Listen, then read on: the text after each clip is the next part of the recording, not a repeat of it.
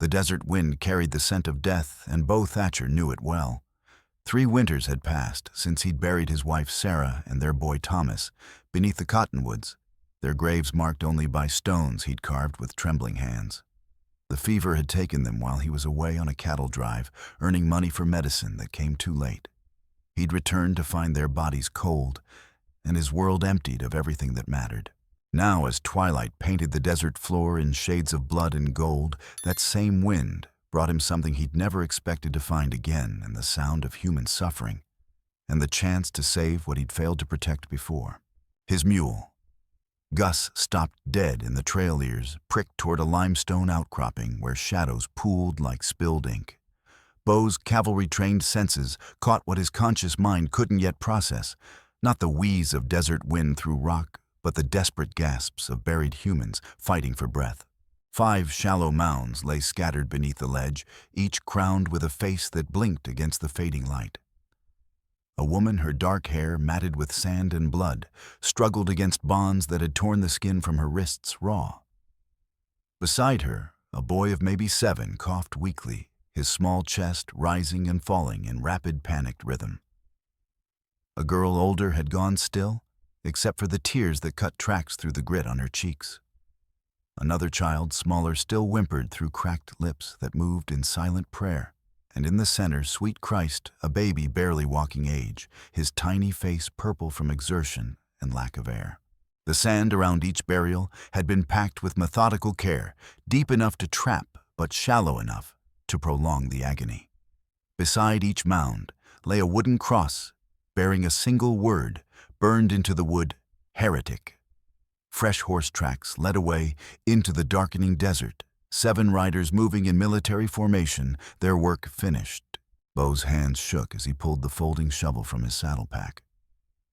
Sarah's voice echoed in his memory the way she'd sung lullabies to Thomas during his last fevered nights. Too late, whispered the desert wind. Always too late. Not this time. Beau growled and began to dig. The baby came first, Amos, though Beau didn't know the name yet. 18 months of life, reduced to a barely breathing doll, wrapped in what had once been a white christening gown. Beau tilted the tiny head back, cleared sand from mouth and nose, then breathed gently into failing lungs. Once. Twice. The third breath brought a weak cough, and then a thin wail that cut through the desert silence like a blade through silk. The girl followed Mabel, 5 years old, with corn silk hair and freckles across her nose. She'd been conscious when he found her, but the terror in her wide blue eyes spoke of horrors beyond her small ability to understand. Someone had braided her hair before burying her, then pinned a wilted desert rose behind her ear, a touch of twisted sentimentality that made Beau's jaw clench with rage. The older boy, Toby, had bitten his tongue nearly through in his struggles, blood foaming at the corners of his mouth. 7 years old and small for his age, with sandy hair and his mother's stubborn chin. When Beau pulled him free, the child's first words were not for himself, but for the baby. "Is Amos breathing? Please, mister, is he breathing?" The older girl fought him at first, her 9-year-old mind convinced that rescue was just another form of torment. Eliza had her mother's dark hair and serious eyes, but also fresh bruises on her throat that spoke of hands that had gripped too tight. When she finally believed Beau meant no harm, she whispered words that chilled him to the bone. "He said God would send someone if we deserved to live." "Are you God's angel, mister?" The woman, Lenora Hale, was barely conscious when Beau reached her last. 30 years old, with premature silver threading her dark hair, her calloused hands bore the marks of hard work and harder living. But it was the perfect circular scar on her wrist that told the real story, a brand fresh enough that the edges were still angry red. "My babies," she whispered as Beau worked his shovel around her shoulders, her voice like sand on glass. "Are my babies alive?" "All of them," Beau replied, though he wasn't certain the youngest would survive the night. "Every last one." She wept, then tears cutting clean tracks through the grit on her face. I thought I'd failed them. Thought I'd gotten them killed with my pride." As Beau lifted her from the sandy grave, Lenora's weight in his arms reminded him of Sarah during her final days, too light, too fragile, held together by will alone. But where Sarah had given up surrendering to the fever's embrace, this woman burned with fierce maternal fire that death itself couldn't extinguish.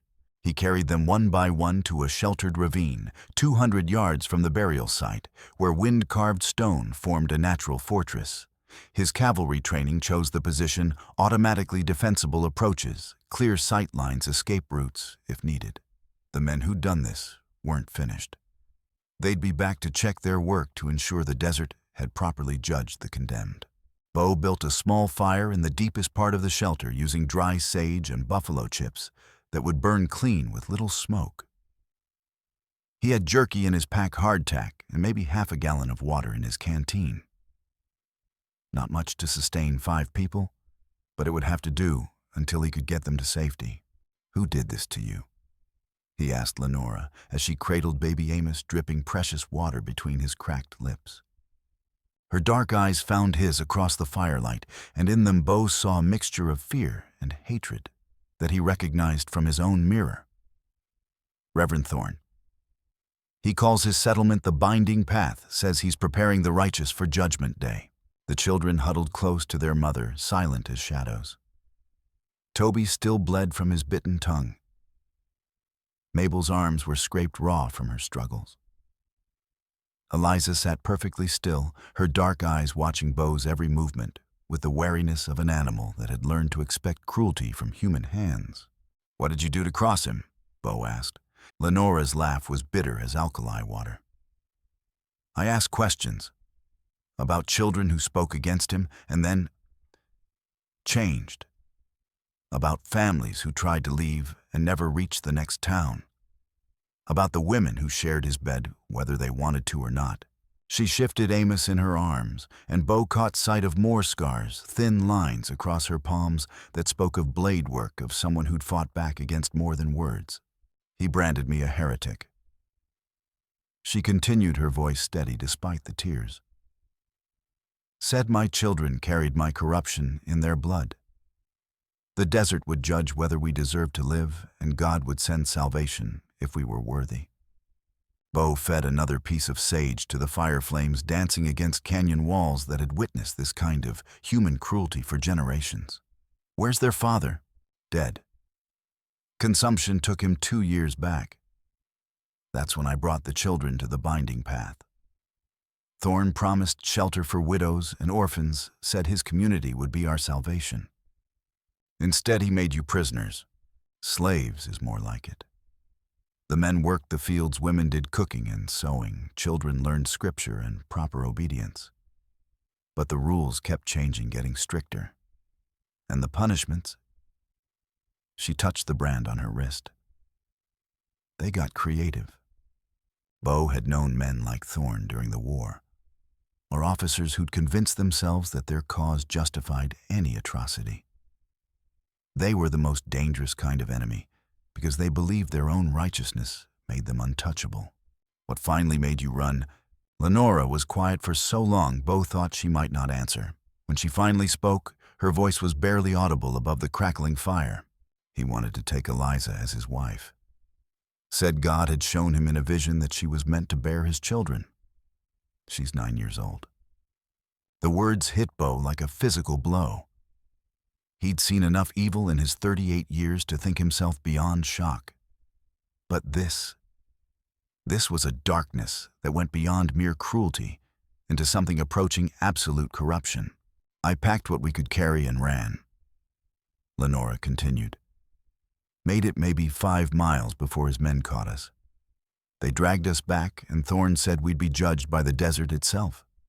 If God meant us to live, he'd send someone to save us. If not, well, I reckon God sent me," Bo said. "Or the devil." Lenora replied, no humor in her voice. "Thorn said anyone who helped us would be marked as unclean too, that his reach extended far beyond the settlement into places that mattered." Bo studied her face in the firelight, reading the truth behind her words. "He's got connections. Friends in high places. He used to be a U.S. Marshal before he found religion. 20 years of federal service contacts throughout the territorial government. Even if we reach the nearest town, even if we find a sheriff willing to listen. She shook her head. He'll just claim we're escaped criminals, that you're helping fugitives. The cold that settled in Beau's chest had nothing to do with the desert night. A rogue marshal with government connections could make their lives hell, could turn them into hunted animals with a few well-placed telegrams. He said carefully, "What aren't you telling me?" Lenora's eyes dropped to the baby in her arms, and when she looked up again, Beau saw something that might have been guilt flickering in their depths. "There was another woman," she whispered, "before me. She asked the same questions, made the same complaints.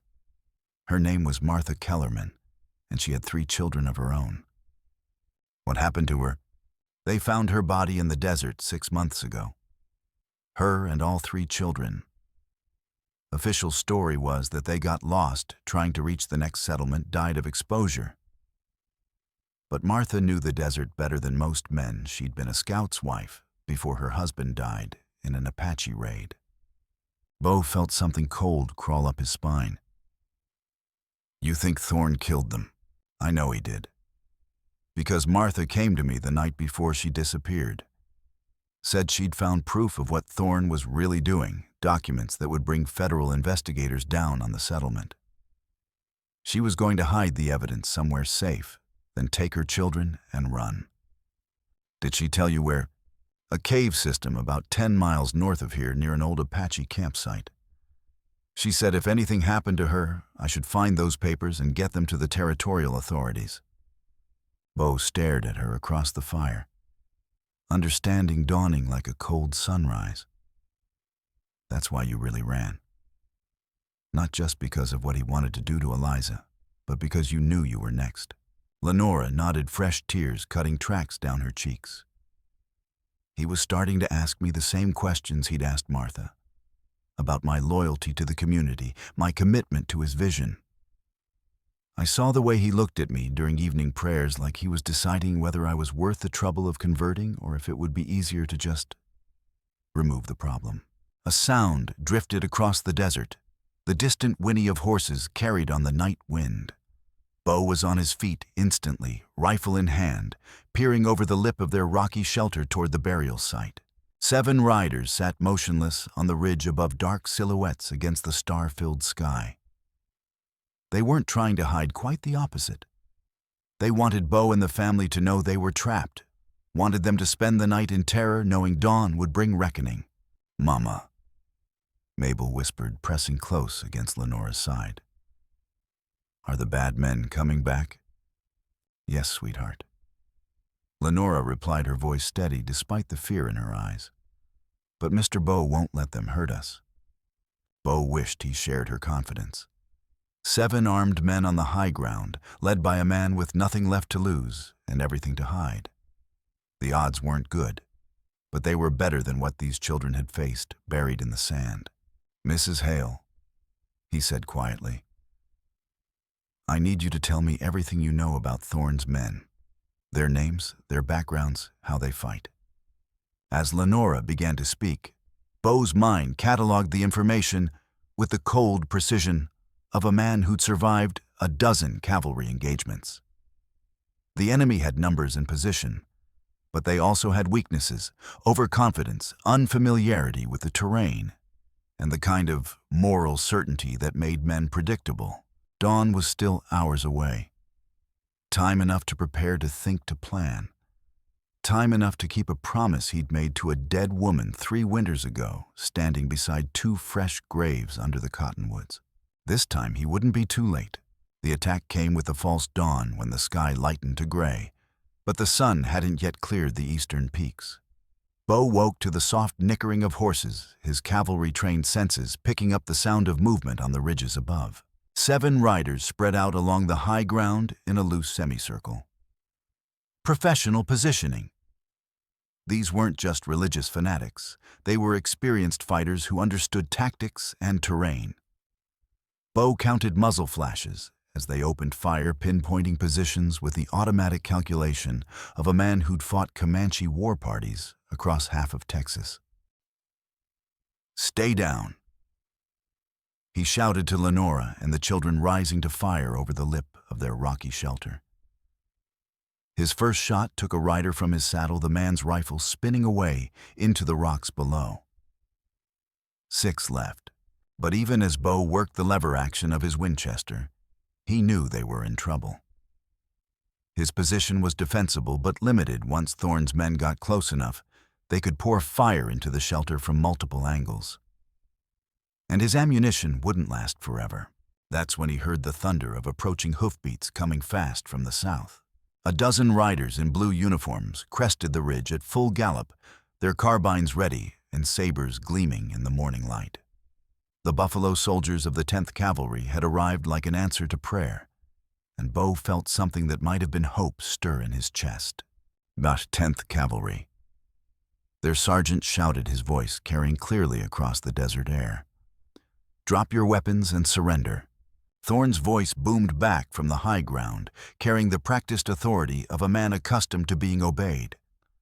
"Sergeant, I'm Reverend Thorne, United States Marshal, and I'm executing lawful warrants. These people are dangerous fugitives." The cavalry sergeant, a grizzled veteran whose chevron spoke of long service on the frontier, reined in his horse and surveyed the tactical situation. His dark eyes took in the positions of Thorne's men and the rocky shelter where Bo crouched with the family, and the evidence of the recent firefight. "You got paperwork for those warrants, Marshal?" the sergeant called back. Bo saw Thorne's hesitation and knew the man was trapped. Whatever authority he claimed, he didn't have the documents to back it up in a legal confrontation with federal troops. "The paperwork is back at my settlement," Thorne replied. "These criminals have already killed 2 of my men, Sergeant. They're armed and desperate." "Now that's a lie." Lenora's voice rang out clear and strong. "He buried us alive, all of us, even the baby." The sergeant's weathered face hardened. Bo had served alongside men like this, career soldiers who'd seen every kind of evil that humans could inflict on each other. They weren't easily fooled by smooth words and false authority. "Ma'am, you're saying this man tried to murder you and your children?" "I'm saying he did murder us," Lenora replied, her voice carrying across the desert like a bell. "We just didn't have the courtesy to stay dead." The sergeant looked at the small family huddled in the rocks, then at the tactical positions Thorne's men had taken on the ridges. A man executing legitimate warrants wouldn't need to surround his quarry with riflemen in a coordinated military assault. "Marshal Thorne," the sergeant said, his voice carrying 20 years of frontier authority, "I'm going to need to see that paperwork before this goes any further. And I'm going to need an explanation for why you've got women and children pinned down with rifle fire." I don't take orders from you, Sergeant." Thorne snarled, his composure finally cracking. "Stand aside, or I'll have you court-martialed for interfering with federal business." But the threat rang hollow. Bo could see doubt creeping into the faces of Thorne's followers, could hear the uncertainty in their movements. They'd signed up to serve a righteous cause, not to murder children in front of federal cavalry. "Boys," the sergeant said conversationally, addressing Thorne's riflemen, "any of you care to explain how burying women and babies alive fits into your understanding of federal law?" One of the men on the eastern ridge lowered his rifle, then another. Within moments, half of Thorne's followers had stepped back from their positions, unwilling to fire on cavalry troops in defense of increasingly questionable orders. "Cowards!" Thorne's voice cracked like a whip across the morning air. "False believers, God will judge you for this betrayal." But his authority was crumbling like sand in the wind. Without his men's unquestioning loyalty, he was just another fanatic with a gun and a badge that might not be legitimate. The sergeant spurred his horse forward, stopping just outside pistol range. "Marshal Thorne, I'm placing you under arrest, pending investigation of these charges. Drop your weapon and come peacefully." Thorne's response was to draw his pistol and fire the bullet going wide, but the intent crystal clear. The last of his followers scattered, unwilling to face down a cavalry patrol for a leader who just revealed himself as everything they'd been accused of harboring. The return fire was swift and decisive. 3 carbines spoke almost simultaneously, and Thorne tumbled from his saddle to lie still in the desert sand. His black coat spread around him like the wings of some dying carrion bird, and the marshal's badge on his chest caught the morning sun once before dust settled over it forever. The silence that followed was deafening. "Well?" the sergeant said, finally holstering his sidearm. "That's that." He turned to Bo. "You the one who found them buried?" "Yes, sir. Name's Bo Thatcher. Found them last night buried up to their necks like she said." The sergeant nodded grimly. "Sergeant Major Washington 10th Cavalry. We've been tracking reports of irregularities in this district, missing families, suspicious deaths, complaints about a rogue marshal. Seems we found our man." Bo felt tension he'd carried all night finally begin to drain from his shoulders. "How did you know to look here?" "Didn't exactly. We were following horse tracks from a burned-out homestead 20 miles south. Family named Peterson, husband-wife, 2 young children. Found their bodies 3 days ago along with evidence of a struggle. Tracks led us in this direction, then we heard the shooting.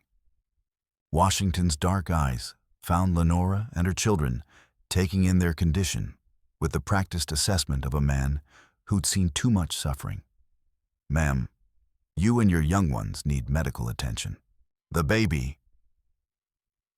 Lenora said, her voice hoarse with exhaustion and relief. "He's been through too much."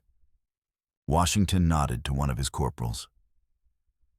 "Johnson's got field medical training.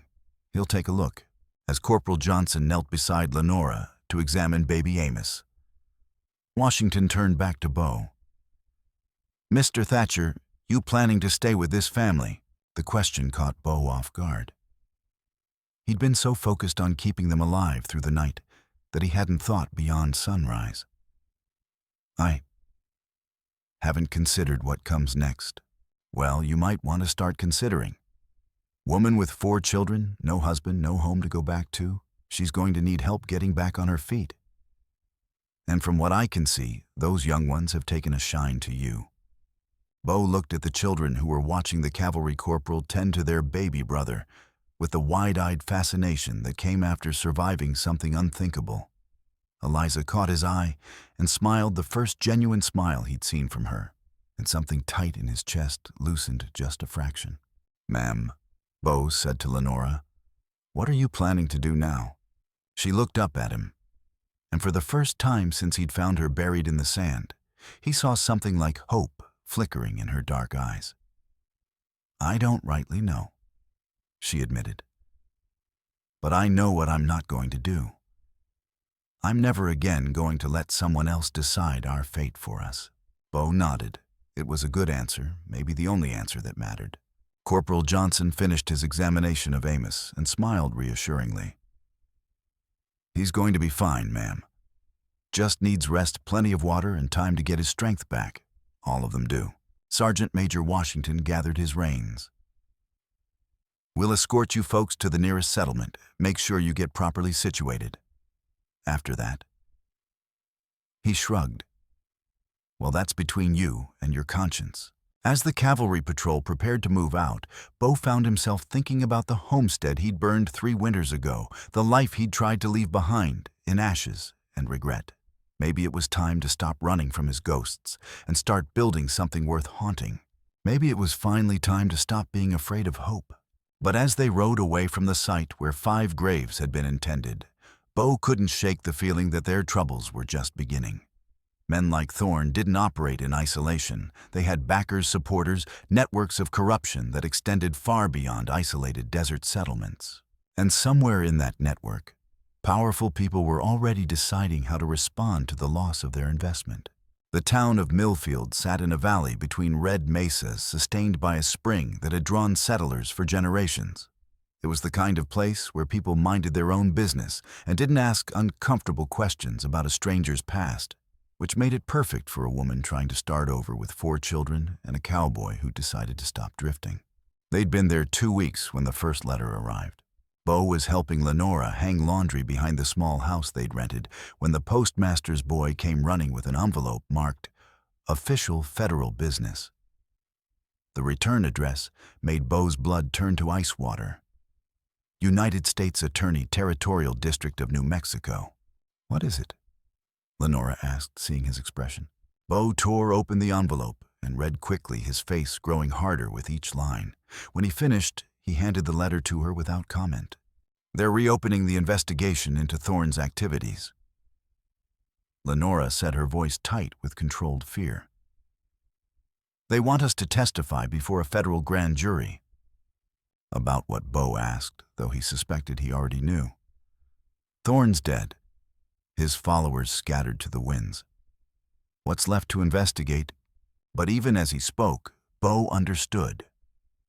The government needed to cover itself, needed to show that it took action against rogue agents who brought discredit to federal authority. And that meant finding scapegoats, people whose testimony could be shaped to fit whatever narrative served the greater good. "There's more." Lenora continued scanning the rest of the letter. "They're questioning our version of events. Several of Thorne's former associates have come forward with alternative accounts of what happened." The letter went on to detail the charges being considered murder of a federal officer, conspiracy to defraud the government, theft of federal property, and harboring fugitives from justice. If convicted, Bo could face hanging. Lenora could lose her children to the territorial orphanage system. "They can't prove any of that," Bo said, but his voice lacked conviction. "Sergeant Major Washington was there. He saw what happened. Washington's been transferred to Arizona Territory." Lenora replied, still reading. "Apparently his testimony is no longer available for the investigation." Bo felt the familiar cold settling into his bones, the same chill he'd felt standing beside Sarah's grave. The system was closing ranks, protecting itself by sacrificing the inconvenient witnesses who'd seen too much truth. "We could run," Lenora said quietly. "Take the children and disappear. Change our name, start fresh somewhere they'll never find us." It was tempting. Bo had been running for 3 years, and he was good at it. But running meant living in constant fear, always looking over their shoulders, always waiting for the next knock on the door. "No," he said firmly. "I'm tired of running. And those children deserve better than a life spent hiding." That night, as Lenora put the children to bed, Bo sat on their small front porch and watched stars emerge over the desert. The evening was peaceful, filled with the normal sounds of a growing frontier, town dogs barking distant music from the saloon, the laughter of children playing in neighboring yards. It was the kind of peace he'd dreamed of during the war, the kind of simple domestic tranquility that made a man believe in the possibility of happiness. But peace, Bo had learned, was a luxury that had to be fought for and defended. There were always wolves circling, always predators looking for weakness to exploit. Lenora joined him after the children were asleep, settling into the chair beside him with a weary sigh. "Eliza asked me tonight if we were going to have to run away again. I didn't know what to tell her." "Tell her we're going to fight," Bo said. "Tell her that some things are worth standing up for, no matter the cost. Even if it means losing everything. Even if they take the children away." Bo thought about Thomas, about the son he'd failed to save, about the promise he'd made standing over 2 graves beneath the cottonwoods. Especially then. The next morning brought another visitor, a well-dressed man in an expensive suit, who introduced himself as Charles Fitzgerald, attorney at law from the territorial capital. "I represent certain interests that have been affected by recent events," he said, settling into the chair across from Bo and Lenora with the smooth confidence of a man accustomed to getting his way. "I've been authorized to make you a very generous offer." What kind of offer, Bo asked, though he could already guess. $10,000. Cash money enough to buy a nice spread somewhere far from here. Plus, safe passage to California and new identities that will let you start completely fresh. Fitzgerald's smile was as cold as winter wind. All you have to do is sign a simple statement clarifying certain misunderstandings about recent events. The sum was staggering more money than Beau had seen in his entire life, enough to give Lenora and her children security for years to come. All they had to do was lie about what they'd seen, what they'd experienced, what had nearly killed them all. "What kind of misunderstandings?" Lenora asked. "Nothing major. Just an acknowledgement that Marshal Thorne was acting within his federal authority when he attempted to arrest dangerous fugitives. That the unfortunate shooting was the result of a tragic miscommunication, not criminal misconduct." Fitzgerald's tone remained conversational, as if he were discussing the weather. "Very simple, really. And if we refuse," Beau asked. The lawyer's smile widened, showing teeth like piano keys. "Then you'll face the full weight of federal prosecution. And I should mention the territorial orphanage system is always in need of new wards. Children of convicted felons, for instance, often benefit from the structured environment that only institutional care can provide." The threat was delivered with casual precision, like a knife slipped between ribs. "Sign the statement and live free with enough money to start over. Refuse and lose everything, including each other." "How long do we have to decide?" Beau asked. 24 hours. Fitzgerald replied, rising to leave. "After that, the offer is permanently withdrawn and other arrangements will be made." After the lawyer left, Beau and Lenora sat in their kitchen, staring at the document he'd left behind. The words swam before Beau's eyes, but the meaning was crystal clear. Sign this, and they could disappear forever into comfortable anonymity. Refuse and face a legal system designed to crush anyone who threatened the established order. "What do you think?" Lenora asked. Beau looked toward the bedroom where the children were playing, their voices bright with the resilience that only the young possessed. Eliza was teaching Toby to read from a primer they'd bought at the general store. Mabel was making corn-husk dolls, singing softly to herself. Baby Amos was taking his first unsteady steps, reaching for toys with chubby hands that would never remember being buried in sand. "I think," Beau said slowly, "that some lies are too expensive to tell, and some truths are too important to sell." He stood up, walked to the fireplace, and fed Fitzgerald's document to the flames. The paper caught quickly, curling and blackening as the words turned to ash. "Then we fight," Lenora said simply. "Then we fight," Beau agreed. But even as he spoke, he knew they were overmatched. Money, political connections, legal authority, their enemies held all the advantages.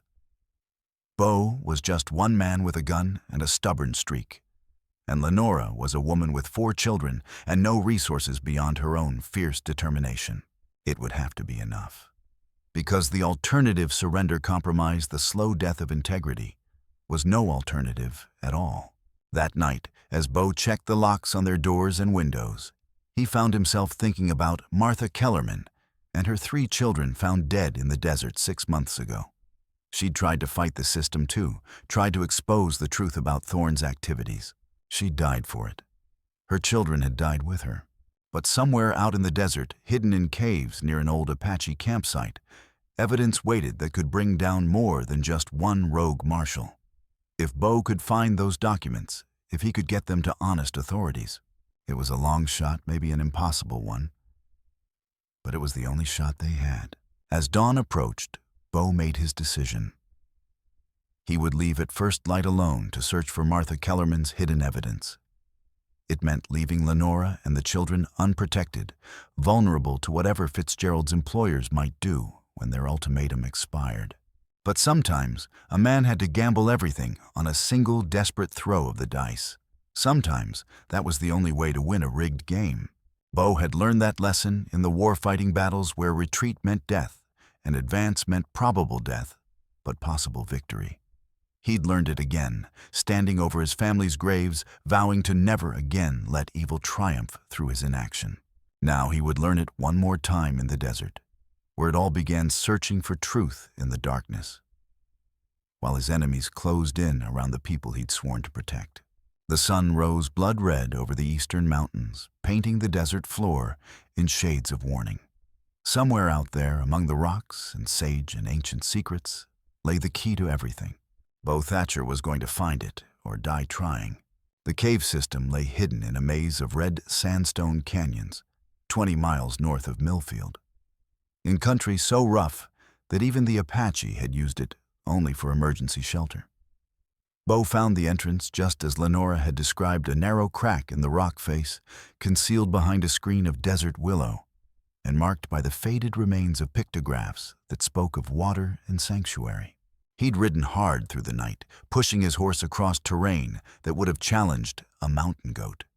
Behind him, Millfield slept under a blanket of stars, unaware that its newest residents were about to become the center of a storm that would shake the territorial government to its foundations. The cave mouth exhaled cool air that carried scents of mineral deposits and ancient water. Bo lit a lantern and squeezed through the opening, following a passage that widened into a series of connected chambers. Apache artifacts lay scattered throughout pottery shards, arrowheads, the remains of fire rings that hadn't seen flame in decades. In the deepest chamber, behind a pile of rocks that looked natural, but had been carefully arranged, Bo found Martha Kellerman's legacy. The documents were wrapped in oiled cloth and stored in a metal ammunition box. As Bo spread them out in his lantern light, he began to understand the true scope of what Thorne had been doing, and more importantly, who had been backing him. Letters bearing the letterhead of the Consolidated Mining Corporation detailed payments made to Reverend Thorne for territorial pacification services. Detailed reports described experiments in social control techniques conducted on isolated communities throughout New Mexico and Arizona. Maps marked the locations of settlements that had been relocated or disbanded when they proved insufficiently cooperative. Most damning of all was a letter from Clayton Morse, president of Consolidated Mining, outlining plans to expand Thorne's methods throughout the territory. The binding path model has proven highly effective in maintaining order among potentially troublesome populations, Morse had written. With proper funding and federal backing, we can establish similar communities throughout the mining regions, ensuring a compliant workforce and eliminating the labor unrest that has plagued our operations. It was a blueprint for systematic oppression dressed up in religious language, but serving corporate interests. Thorne hadn't been a rogue marshal gone mad. He'd been a company man testing methods of control that could be applied wherever profits required the suppression of human dignity. Bo was so absorbed in reading that he almost missed the sound of approaching horses. Almost. His cavalry-trained ears caught the rhythm of multiple riders moving carefully through the rocky terrain outside. 6 horses, maybe 7, walking their mounts to minimize noise. Professional work, these weren't random travelers stumbling across his trail. Bo extinguished his lantern and drew his pistol, listening as the riders dismounted near the cave entrance. Voices drifted through the stone passages, too distorted to make out words, but clear enough to convey organization and intent. They'd found him, moving by feel and memory. Bo gathered Martha's documents and stuffed them inside his coat. The passages he'd followed inward had seemed straightforward, but in absolute darkness, they became a maze of branching tunnels and blind alcoves. He needed light to navigate, but light would also reveal his position to the men hunting him. The sound of boots on stone echoed from the cave mouth, accompanied by the glow of multiple lanterns. They weren't being subtle anymore. They knew he was trapped, knew he had nowhere to run in the twisting passages of the underground system. Bo Thatcher. A voice called, magnified and distorted by the stone walls. We know you're in there. Come out peaceful and maybe we can work something out. Bo recognized the voice, Charles Fitzgerald, the lawyer who'd offered them blood money just 24 hours ago. But he wasn't alone. The scrape of boots and jingle of spurs suggested at least half a dozen men, all armed and experienced in this kind of work. You've got something that belongs to my clients. Fitzgerald continued, his cultured voice echoing through the passages. Documents that were illegally obtained from a crime scene. Return them, and we might be willing to overlook certain irregularities in your recent behavior. Bo pressed deeper into the cave system, feeling his way along walls carved by centuries of water flow. The documents in his coat felt heavier than their actual weight, weighted with the lives they might save, or the deaths they might cause if he couldn't get them to honest authorities. Behind him, lantern light began to penetrate the deeper passages. They were coming systematic and methodical, checking every chamber and alcove. It was only a matter of time before they cornered him in the maze of stone. That's when Bo heard something that changed everything, the distant sound of water moving over rock. Following the sound, he found a passage that angled sharply downward, carved by an underground stream that still ran during the wet season. It was narrow, barely wide enough for a man's shoulders, but it led away from his pursuers and toward what might be another exit. Bo squeezed into the passage, just as lantern light reached the chamber behind him.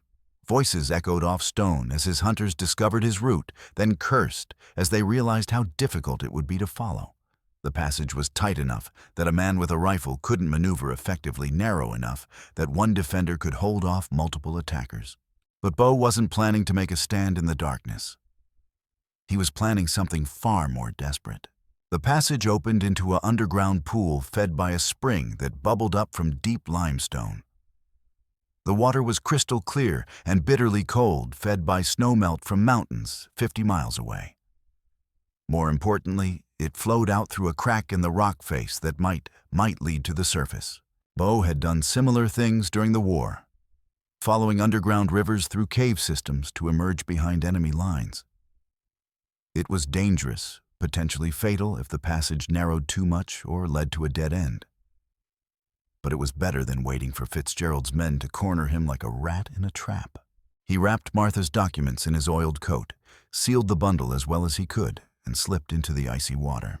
The current was stronger than expected, pulling him through passages barely wide enough for his body. In absolute darkness, he had no way to judge distance or direction, could only trust that the water knew its business and would eventually find its way to daylight. His lungs burned. His fingers numb with cold fought to maintain their grip on the precious documents. Just when he thought he'd have to surface or drown, the passage widened and his head broke into blessed air. Bo found himself in a pool at the bottom of a narrow canyon, surrounded by vertical walls that climbed toward a strip of blue sky. The water had carried him nearly half a mile from the cave entrance, emerging in country so rough that even experienced trackers would have trouble following his trail. He dragged himself onto a rock ledge and checked the documents. The oiled cloth had held Martha Kellerman's evidence was intact, ready to bring down the network of corruption that had killed her and nearly killed Lenora's family. But first, he had to get back to Millfield alive. And he had to do it before Fitzgerald's men took their frustration out on 4 innocent children and the woman who dared to ask uncomfortable questions.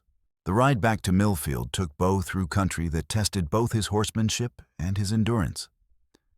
He pushed his mount hard across broken terrain, following game trails and dry washes that would hide his passage from casual observation. The documents rode secure in his saddlebags, wrapped in oiled cloth and protected by leather that had been soaked and treated to resist water damage. As he crested the final ridge overlooking the valley where Millfield sat like a collection of toy buildings, Bo's heart sank. Smoke rose from the location of their rented house, too much smoke, too black, speaking of destruction rather than normal cooking fires. He spurred his horse down the slope, already knowing what he would find, but hoping desperately that he was wrong. The house was a blackened shell, its roof collapsed and walls still smoldering. Neighbors stood in small groups, talking in hushed voices and shaking their heads at the tragedy. But there were no bodies being carried out, no crowd of mourners weeping over the lost. Bo. He turned to see Tom McGreedy, the local sheriff, approaching with his badge glinting in the afternoon sun. The older man's face was grim, but not grief-stricken, a distinction that gave Bo his first real hope since seeing the smoke. "Where are they?" Bo asked without preamble. "Safe," McGreedy replied. "Mrs. Hale and the children are at my house. Fire started about noon, mysterious circumstances. if you know what I mean. But they got out in time thanks to a neighbor who saw the flames and raised the alarm. Bo felt tension he'd carried for hours finally begin to ease. How much did they lose? Everything they couldn't carry in their arms. Clothes, furniture, the children's toys, all gone. But they're alive, Bo. That's what matters. As they walked toward the sheriff's house, McReady filled in the details. The fire had started simultaneously in 3 locations, suggesting arson rather than accident. Several witnesses had seen well-dressed strangers in town that morning, asking questions about the Hale family's whereabouts. By the time the volunteer fire brigade responded, the house was already beyond saving. Professional work, McReady concluded. Meant to send a message more than anything else. Sign our papers or lose everything, that kind of message. They picked the wrong family to threaten, Bo said grimly. He found Lenora and the children in McReady's kitchen, sharing a meal of beans and cornbread with the sheriff's wife. The children looked up when he entered, their faces brightening with relief and joy that made his chest tight with emotion. Mr. Bo. Mabel launched herself into his arms, followed quickly by Toby and then Eliza, who maintained her 9-year-old dignity until the last moment before joining the group embrace. Even baby Amos reached for him, babbling words that might have been Bo or might have been coincidence. "Are you hurt?" Lenora asked, searching his face for signs of injury or defeat. "Did you find what you were looking for?" Bo patted his coat, feeling the crackle of documents beneath the leather. "I found it. And more than I bargained for." That evening, after the children were settled in the sheriff's spare room, Bo spread Martha Kellerman's evidence across McReady's kitchen table. The sheriff read in growing amazement, his weathered face darkening with each revelation. Sweet Jesus. McReady breathed, looking up from a letter detailing plans to establish pacification centers throughout the mining territories. This goes all the way to Washington. Federal marshals, territorial governors, mining executives, they're all in it together. That's why they're so desperate to stop us, Bo said. It's not just about covering up Thorne's crimes anymore. It's about protecting a network worth millions of dollars and dozens of careers. Lenora studied a map that showed planned locations for new settlements throughout New Mexico and Arizona. They were going to do to other families what they did to us. Turn the whole territory into one big prison camp. "We're going to?" McReady asked. Past tense, Bo smiled for the first time in days. These documents prove criminal conspiracy at the highest levels of territorial government.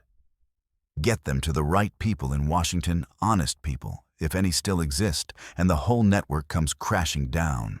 If we can get them to Washington, Lenora pointed out. Fitzgerald and his bosses aren't going to just let us walk away with evidence that could destroy them. No, Bo agreed. They're going to try to kill us. All of us, including the children. But first, they're going to make one more attempt at negotiation, probably with better terms than before. He was right. The knock came at dawn, soft and polite as a social call. Fitzgerald stood on McReady's front porch with 2 companions, hard-faced men, whose coats bulged with concealed weapons. "Mr. Thatcher, Mrs. Hale," the lawyer said with a smile that never reached his eyes. "I trust you've reconsidered our generous offer." "We've considered it," Bo replied, "and we've decided to make a counteroffer." Fitzgerald raised an eyebrow. "Indeed, I'm listening." "You and your bosses have exactly 24 hours to turn yourselves in to federal authorities. After that, these documents get delivered to every newspaper between here and Washington, along with sworn statements detailing everything we've witnessed." The lawyer's smile widened, showing those piano key teeth. "Mr. Thatcher, I don't think you understand your position. You're harboring stolen federal property. You've murdered a United States Marshal. And now you're attempting to extort prominent citizens with fabricated evidence." "The evidence isn't fabricated," Lenora said quietly. "And we're not the ones who'll be running when the truth comes out." "The truth," Fitzgerald replied, "is whatever people with power say it is. And you, my dear woman, have no power at all." He nodded to his companions, who stepped forward slightly. Not quite a threat, but a clear demonstration of intent. "Now here's what's going to happen," Fitzgerald continued. "You're going to hand over those documents, sign a statement acknowledging your criminal activities, and disappear. The children will be placed in proper institutional care where they can be raised without the corrupting influence of their current guardians." "And if we refuse?" Bo asked. "Then Sheriff McReady here will find your bodies scattered across the desert, victims of a tragic encounter with Apache raiders. The children, of course, will be found days later traumatized, but alive, and placed in protective custody for their own good." The casual way he outlined their murders, as if he were discussing livestock prices, sent ice through Bo's veins. These men weren't just corrupt, they were utterly without conscience. "You've got 1 hour to decide," Fitzgerald concluded. "After that, other arrangements will be made." After the lawyer and his gunman left, McReady locked his doors and checked his weapons. "I've got maybe a dozen men I can call on," he said. "Local ranchers, shopkeepers, men who know right from wrong. But they're not professional fighters, Bo. Against what Fitzgerald can bring to bear, it won't be enough," Bo finished. "I know." He looked at Lenora, who was holding baby Amos, while the other children clung to her skirts. They were terrified, but trying to be brave, these children who'd already survived more than most adults ever faced. "There's another option," Bo said slowly. "A dangerous one, but it might work." "What do you have in mind?" Lenora asked. Bo walked to the window and studied the street outside, noting sight lines and defensive positions with the automatic assessment of a veteran cavalry scout. "We make them come to us, but not here and not on their terms." "Where then?" Bo smiled, and for the first time since this began, it was a smile with teeth in it. "The place where it all started. The desert, where a man can see his enemies coming from miles away, and where the ground itself is on the side of anyone who knows how to use it." As he began to outline his plan, Lenora's eyes widened with understanding and something that might have been admiration. It was crazy, desperate, and probably suicidal. It was also their only chance. The desert at sunset painted the sky in shades of blood and gold, the same colors that had welcomed Bo Thatcher to this country 15 years ago when he'd first arrived as a young cavalry scout, full of hope and certainty. Now, as he prepared for what might be his final battle, he felt that same fierce joy that had carried him through a dozen engagements against Comanche war parties and Apache raiders. He was going home. The canyon where they'd made their stand was perfect for defense, high walls, limited approaches, clear fields of fire. More importantly, it was the same place where Lenora and her children had been buried, where their nightmare had begun. There was a certain poetic justice in ending it here one way or another.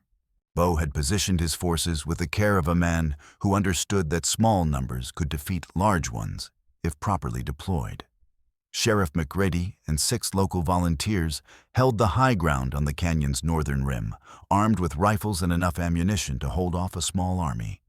The volunteers weren't professional soldiers, but they were men who'd fought Indians and outlaws, who understood that some things were worth dying for. Below in the canyon itself, Bo waited with Lenora and the children. The documents that had started this war were hidden in a dozen different locations, with instructions for their delivery to honest authorities if none of the defenders survived. It was a dead man's switch insurance that even defeat wouldn't mean the truth died with them. "They're coming," Eliza said, pointing toward dust clouds on the eastern horizon. Bo counted riders as they approached more than a dozen, probably closer to 20. Professional killers hired from the territorial capital, armed and equipped for war. Fitzgerald rode at their head, his expensive suit replaced by practical frontier clothing and a gun belt that looked like it had seen serious use. "The Bo Thatcher," the lawyer called as his force deployed across the canyon mouth. "This is your last chance. Send out the documents and the woman, and we'll let the children live." "Counteroffer," Bo shouted back. "Go to hell." Fitzgerald's response was to signal his men, who began their advance with the systematic precision of experienced fighters. They'd done this before, isolated their targets, surrounded them, and then closed in for the kill. It was professional work, and under normal circumstances, it would have been effective. But these weren't normal circumstances. Bo had chosen his ground carefully, and he had advantages that Fitzgerald's money couldn't buy. The first advantage revealed itself when the attackers reached the narrow throat of the canyon. What had looked like empty ground suddenly erupted with rifle fire as McReady's men opened up from concealed positions. 3 saddles emptied in the first volley, and the rest of Fitzgerald's force scrambled for cover among the rocks. The second advantage became apparent when the survivors tried to flank the defensive positions. The canyon walls weren't as scalable as they appeared from a distance. Anyone attempting to climb them would be exposed to fire from multiple directions, unable to retreat or advance effectively.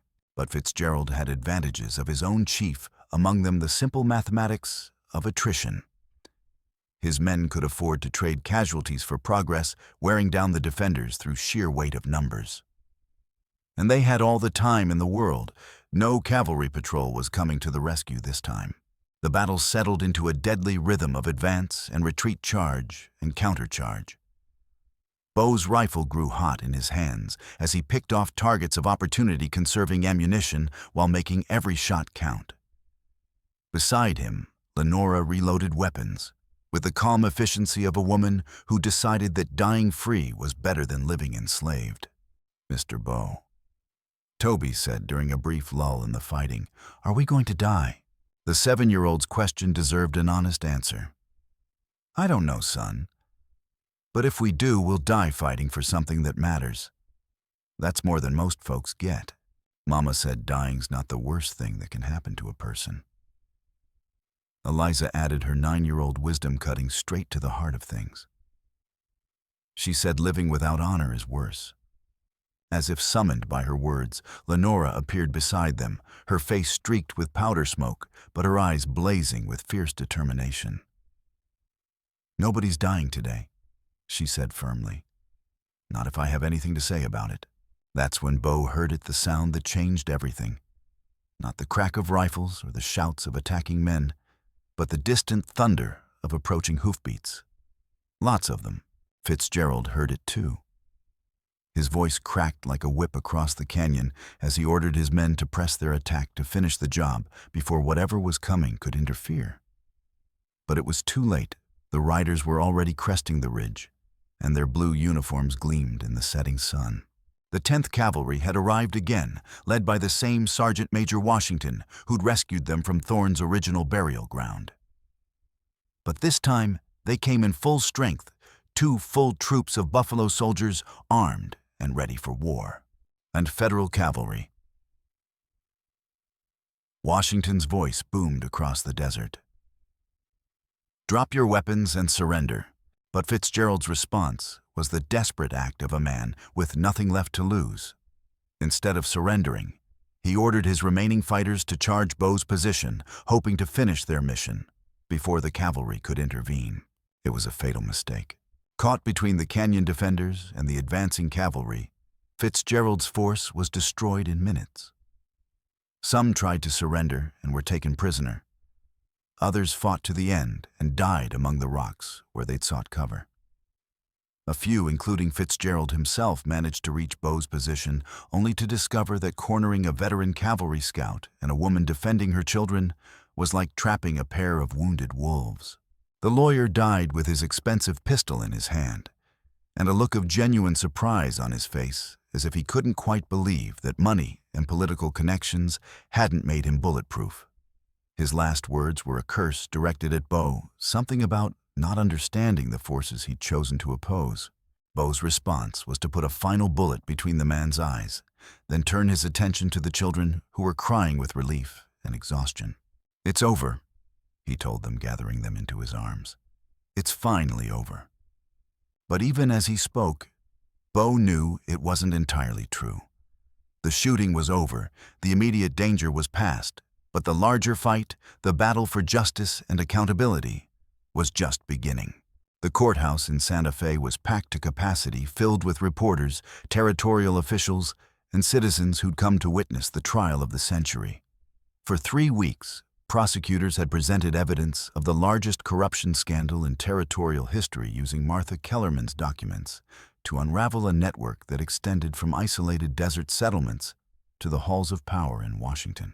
Clayton Morse, president of Consolidated Mining, sat at the defendant's table with 11 co-conspirators, their expensive lawyers unable to explain away the mountain of evidence against them. The documents Bo had recovered from that hidden cave told a story of systematic oppression, corporate malfeasance, and government corruption that shocked even hardened frontier cynics. Bo took the witness stand on the trial's final day, telling his story with quiet precision to a courtroom that hung on every word. He described finding 5 people buried alive in the desert, the desperate fight for survival that followed, and the network of corruption that had tried to silence them permanently. "Mr. Thatcher," the prosecutor asked during direct examination, "what motivated you to risk your life for strangers?" Bo looked out over the crowded courtroom, his eyes finding Lenora and the children in the front row. "I'd lost my own family to circumstances I couldn't control," he said. "When I found Mrs. Hale and her children, I saw a chance to save what I couldn't save before. Some opportunities don't come twice." The defense's cross-examination was brutal, painting Bo as a vigilante who'd taken the law into his own hands, a man whose testimony couldn't be trusted because he'd profited from the deaths he'd caused. But their attacks fell flat against the mountain of physical evidence and the simple moral clarity of what Bo had done. The jury deliberated for less than 2 hours. When they returned, their foreman delivered verdicts that sent shockwaves through the territorial establishment, guilty on all counts for all defendants. Prison sentences ranging from 10 years to life, plus massive financial penalties that would break up the mining consortium permanently. As the crowd erupted in cheers and the defendants were led away in shackles, Bo felt something he hadn't experienced in years, the satisfaction of justice served and promises kept. But the real victory came later in the quiet moments after the circus had moved on. 5 years later, the ranch house sat in a valley between rolling hills surrounded by oak trees and pastures, where cattle grazed in the morning sun.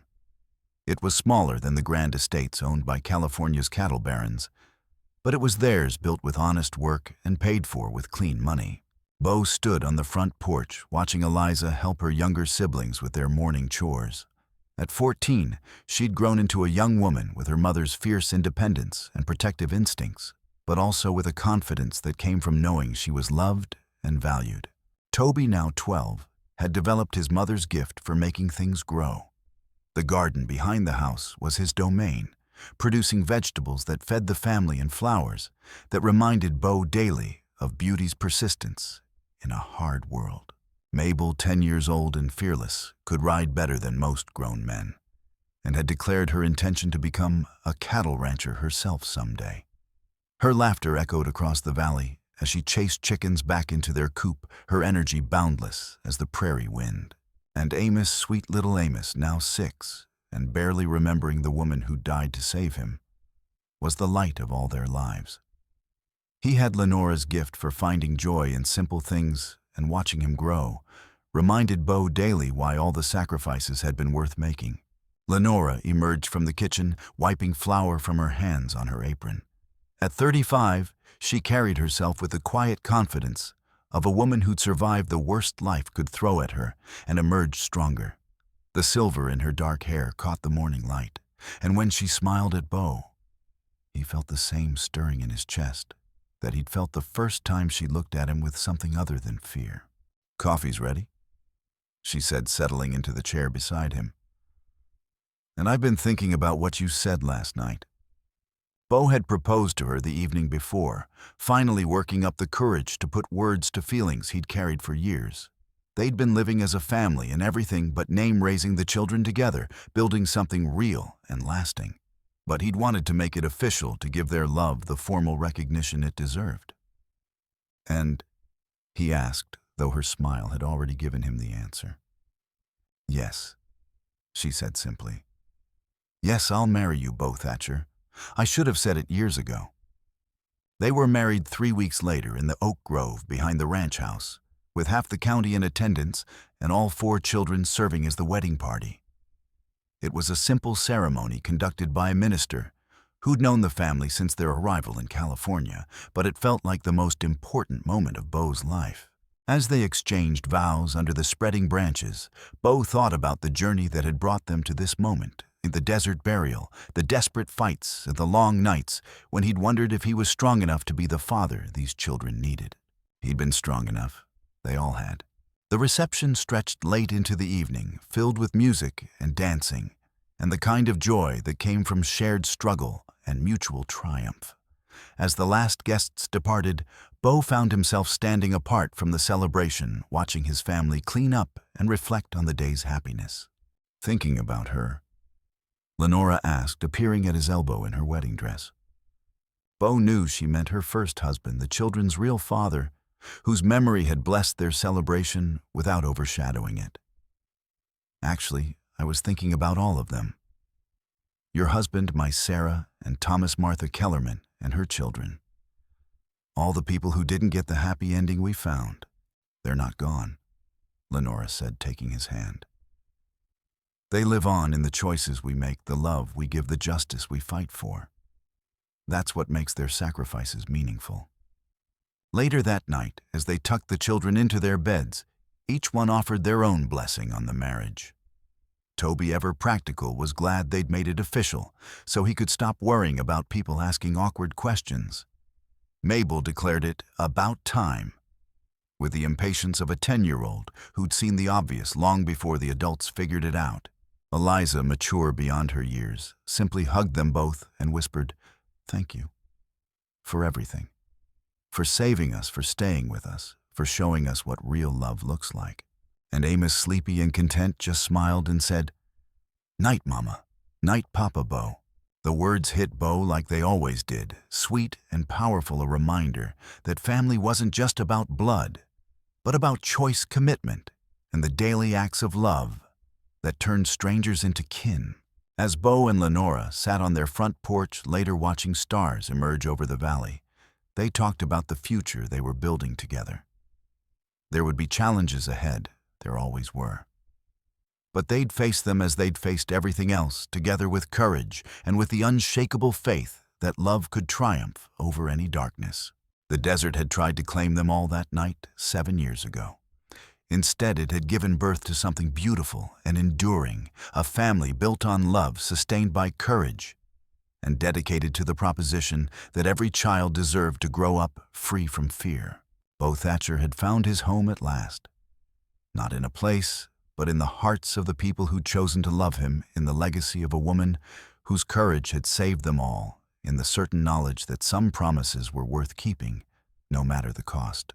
The ranch slept peacefully under the California stars, and Bo slept with it, his conscience clear and his heart finally completely at rest.